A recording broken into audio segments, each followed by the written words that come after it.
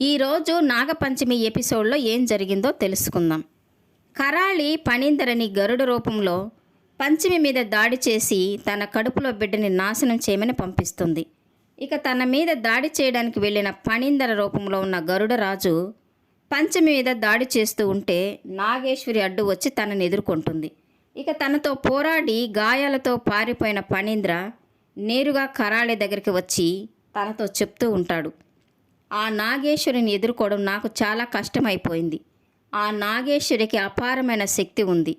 నాగదేవత కారణంగా తనకి శక్తి రెట్టింపు అయింది. తనతో పోరాడి గెలవడం నా వల్ల కాలేదు.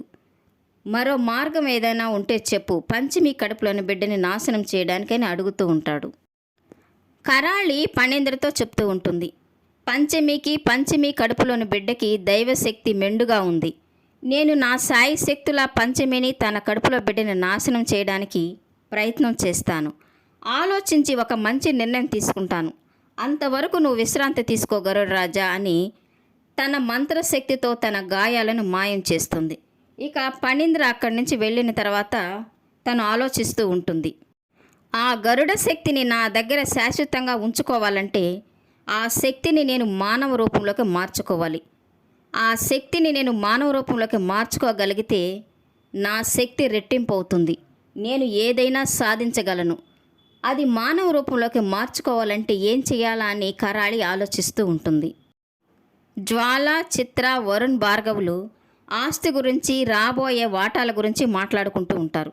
మనకు లాభాలు బాగానే వస్తున్నాయి కదా మనం చేసే వ్యాపారాల ద్వారా, ఇక అందరికీ వస్తే సమానమైన వాటాలు వస్తాయని వాళ్ళిద్దరూ అంటూ ఉంటారు.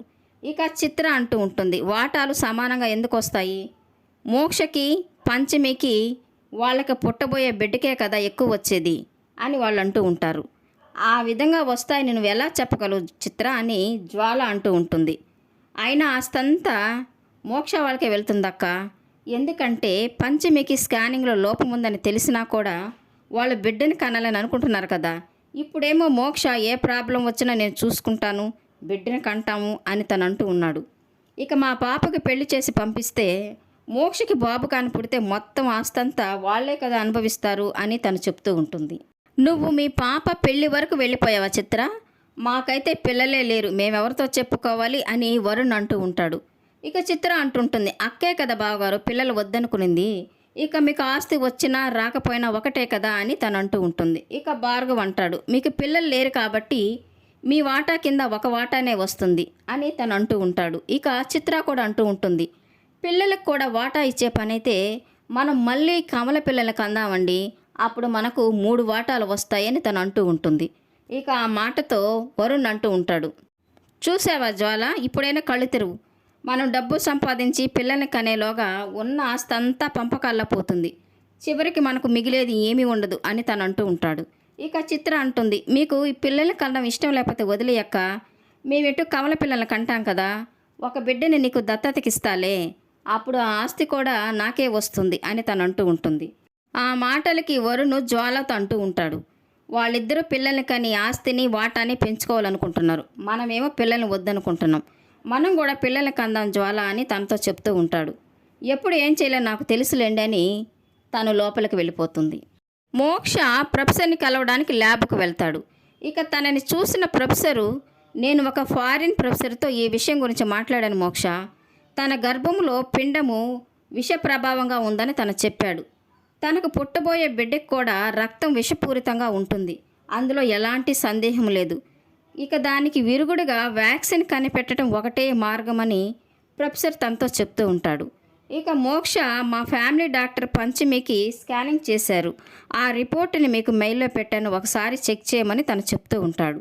ఇక ఆ ప్రొఫెసరు ల్యాప్టాప్ ఓపెన్ చేసి ఆ స్కానింగ్ రిపోర్ట్ని అందులో చూస్తూ, ఈ పిండం అసాధారణ రూపంలో ఉంది మోక్ష అని ప్రొఫెసర్ అంటూ ఉంటే మోక్ష అంటూ ఉంటాడు, మా ఫ్యామిలీ డాక్టరు ఈ గర్భాన్ని ఉంచుకోవాల్సిన అవసరం లేదని చెప్పింది, కానీ నేను నా భార్య అయితే ఈ బిడ్డను ఖచ్చితంగా ఉంచుకోవాలని మేము అనుకుంటున్నాం, కానీ పరిస్థితులు చూస్తే ఇలా వచ్చాయి, ఏం చేయాలో అర్థం కావడం లేదని తను చెప్తూ ఉంటాడు. ఇక ప్రొఫెసర్ అంటూ ఉంటాడు, బిడ్డ పుట్టడానికి ఇంకా చాలా టైం ఉంది మోక్ష, బిడ్డ రూపాంతరం చెందడానికి చాలా టైం పడుతుంది, మనం అంతవరకు ఎదురు చూద్దాం. రోజులు గడిచే కొద్దీ పిండంలో వచ్చే మార్పులను బట్టి మనం అప్పుడు ఏ నిర్ణయం తీసుకోవాలో మనం ఆలోచిద్దాం. అంతవరకు నువ్వు ఎలాంటి నిర్ణయం తీసుకోవద్దు. బిడ్డ రూపాంతరం చెందిన తర్వాత ఒక రూపం స్పష్టంగా తెలుస్తుంది. అప్పుడు బిడ్డ ఏ రూపంలో పుడుతుందో మనకు స్పష్టంగా తెలిసిపోతుంది మోక్ష. అంతవరకు మనం ఎదురు చూడాలి అని చెప్తూ ఉంటాడు ప్రొఫెసర్. అలాగే సార్, కాకపోతే ఈ విషయాన్ని చాలా సీక్రెట్గా ఉంచాలి. ఈ విషయాన్ని మీరు ఎవరితో డిస్కస్ చేయకూడదని తను చెప్తూ ఉంటాడు. సరే మోక్ష, ఫారిన్ ప్రొఫెసర్ కూడా ఈ విషయం ఎవరికి చెప్పడలే అని తను చెప్తూ ఉంటాడు. పంచమి తనకు పుట్టబోయే బిడ్డ గురించి ఆలోచిస్తూ ఉంటుంది. ఒక పక్క నాగేశ్వరి నీ కడుపులో పెరుగుతున్నది నీ కన్న తల్లి అని చెప్పిన మాట, మరోపక్క డాక్టరు నీ కడుపులో పెరుగుతున్న పిండం అసాధారణ స్థితిలో ఉంది అని చెప్పిన మాట రెండు జ్ఞాపకం చేసుకొని తను ఆలోచిస్తూ ఉంటుంది. నా కడుపులో పెరుగుతున్నది నా కన్న తల్లి, కాకపోతే అందరూ పాము పుడుతుందని అంటూ ఉన్నారు. నా తల్లి నన్నెప్పటికీ మోసం చేయదు. నా మీద ప్రేమతో నా కన్న తల్లి నా కడుపులో పుట్టాలనుకుంటుంది. ఖచ్చితంగా తను చాలా అందంగా పుడుతుంది. అయినా పాముగా పుట్టాలంటే నాగలోకంలోనే పుట్టేది కదా. ఇక ఎవరి మాట నేను పట్టించుకోకూడదు. నేను నా కన్న తల్లి కోసం, నా బిడ్డ కోసం నేను ఎదురు చూడాలి అని అనుకుంటూ ఉంటుంది. ఇక తను అనుకుంటూ ఉంటుంది, అమ్మా నేను నీ కోసము 1000 కళ్ళతో ఎదురు చూస్తున్నానమ్మా అని తనకు పుట్టబోయే బిడ్డ రూపంలో ఉన్న తన తల్లితో మాట్లాడుతూ ఉంటుంది పంచమి. ఇక చిత్ర, జ్వాల మాట్లాడుకుంటూ ఉంటారు. మన కళ్ళెదురుగానే ఆ పాముల పిల్ల పంచమి బిడ్డను కని ఆస్తిని పంచుకొని పోతుంటే మనం ఏం చేయాలక్క అని చిత్ర అంటూ ఉంటుంది. సరే చిత్ర, ఏదో ఒకటి చేసి దాని కడుపు పోగొట్టేలా చేద్దాంలే, అప్పుడు కానీ మన కడుపు మంట చల్లారదు కదా అని తను అంటూ ఉంటుంది. కాదక్క, బిడ్డను కన్నాక పామునే కంటుందేమో, ఆ పాము పిల్ల కూడా కనికట్టు చేసి మనకు బిడ్డలాగా కనిపించేటట్టు చేస్తుందేమో అని తను అంటూ ఉంటుంది.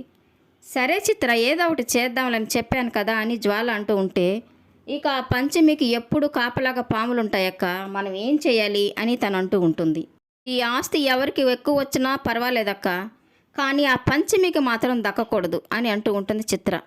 పిల్లల కోసం నువ్వేమి కష్టపడకక్క, నేను ఇద్దరిని కానీ ఒక బిడ్డని నీకు దత్తత ఇస్తాలే అని చిత్ర అంటూ ఉంటుంది.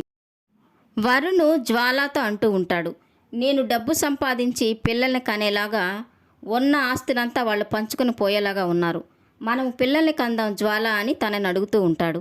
ఇక జ్వాల ఇప్పుడే అవసరం లేదు, పుట్టేటప్పుడు వాళ్లే పుడతారని తను చెప్తూ ఉంటుంది. ఇక ఇదంతా అంజనంలో చూస్తూ ఉన్న కరాళి ఒక మంత్రశక్తిని జ్వాలలోకి పంపిగానే తను వరుణ్ చెప్పినట్టుగా వింటుంది. ఇక కరాళి ఫణీంద్రతో చెప్తూ ఉంటుంది, నేరుగా మనం పంచమిని ఏమి చేయలేకపోతున్నాం.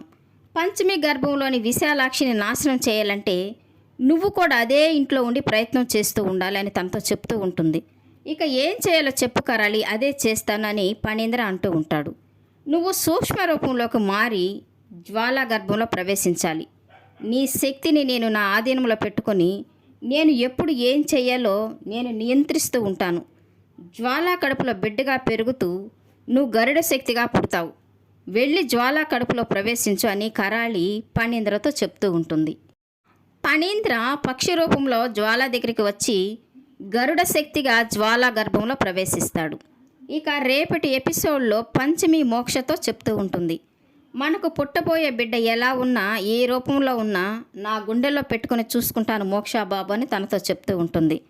అలాగే పంచమి, మీ ఇద్దరిని నేను నా గుండెల్లో పెట్టుకుని చూసుకుంటాను, నన్ను నేను వదులుకుంటాను, కానీ మీ ఇద్దరిని మాత్రం నేను వదులుకోను అని మోక్ష తనతో చెప్తూ ఉంటాడు. జ్వాల గర్భవతి అయిన విషయాన్ని ఇంట్లో వాళ్ళు ఎలా తెలుసుకుంటారో రేపు జరగబోయే ఎపిసోడ్లో తెలుసుకుందాం. ఈ వీడియో నచ్చినట్లయితే లైక్ చేయండి, సబ్స్క్రైబ్ చేయండి. ఈ సీరియల్పై మీ అభిప్రాయాన్ని కామెంట్ సెక్షన్లో మెన్షన్ చేయండి. Thank you for watching.